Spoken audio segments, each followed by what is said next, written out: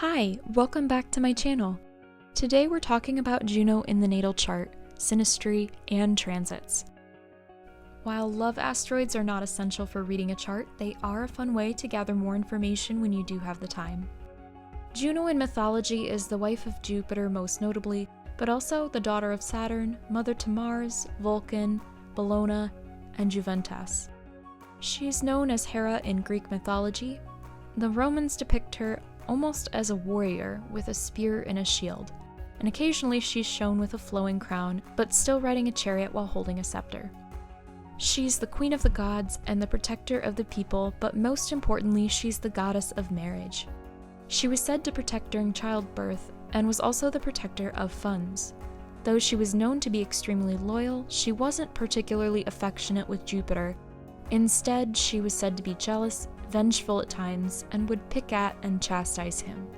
This is not to say that Jupiter didn't deserve it for all his affairs, but there's something Saturnian and almost cold about Juno's personality. She is duty-bound and steady. Where Juno appears in a chart is then touched by this energy. If it falls on the ascendant, the sun, in the first house, or conjunct the chart ruler, the native can become a lot like Juno. If Juno is tied to your 7th house, 5th house, or Venus, then your partner can embody those traits. Juno doesn't always show up in such an obvious way in the chart, but the area of life will reflect it in some way. 2nd and 8th houses can show someone protective or defensive of their money. 11th house of friendships can make the native possessive of, or yet cold to, their friends at times. The zodiac sign of the natal Juno reveals preferred traits that attract us to certain people in a very loyal way. So while this isn't always a romantic type attraction, it is a desire to somehow form a long-lasting connection and even guard it jealously. Being the goddess of marriage, it's easy to see why many couples share aspects between their planets and their partner's Juno, and vice versa. It's so common that synastry missing Juno used to cause me concern and pause in a superstitious sense. Don't worry though, if you think Juno is required for a partnership to be long-lasting, it's more important to have the 7 traditional planets in aspect, especially the traditional 7th house ruler.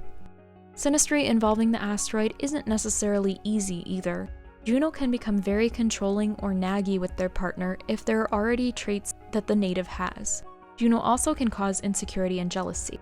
The couple needs to make sure that their needs are made known to their partner and that they mutually work together to care for each other's feelings.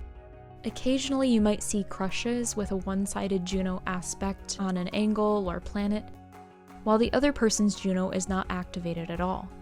The individual whose Juno is involved will feel obsessed and can become very angry or even vindictive when the angle or planet person doesn't return their feelings. Learning not to idealize and depend upon others too quickly in either a friendship or relationship will help. Typically, if people already have dealt with their challenging outer planet natal placements, it won't come out through Juno. You'll see a healthier evolution, where they're mature enough to understand and feel the connection the asteroid makes, then reflect on it if it causes discomfort. Juno retrograde natally will also naturally internalize this energy within the person, so that if they take time for introspection, then Juno can play out healthily and loyally. When Juno is in transit to different planets, it can attract people to those areas of your life.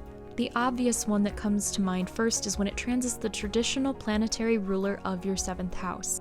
Conjunctions are powerful, literally infusing the natal chart with loyal marriage material energy in the partners that it attracts. But the hard aspects, the square and opposition, are nice as well, and even sextiles and trines can help out. You may have noticed I'm a big fan of Hellenistic astrology for its uncanny ability to predict, and so my techniques extend into this system further.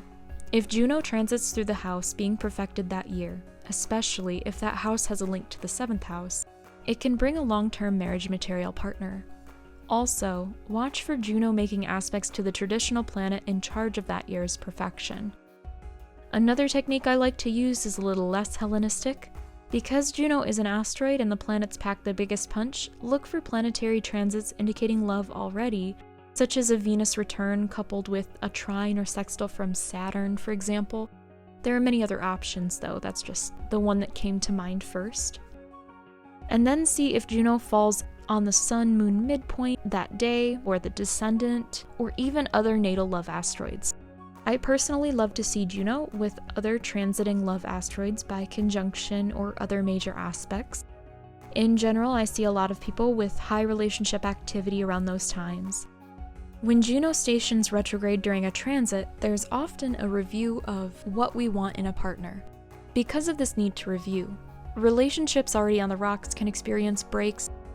The new moon on Juno retrograde can amplify this ending energy further, and when the retrograde happens within the house of the perfection year or on a planet, example Venus or the 7th house ruler, it will show up more prominently in the theme of that year.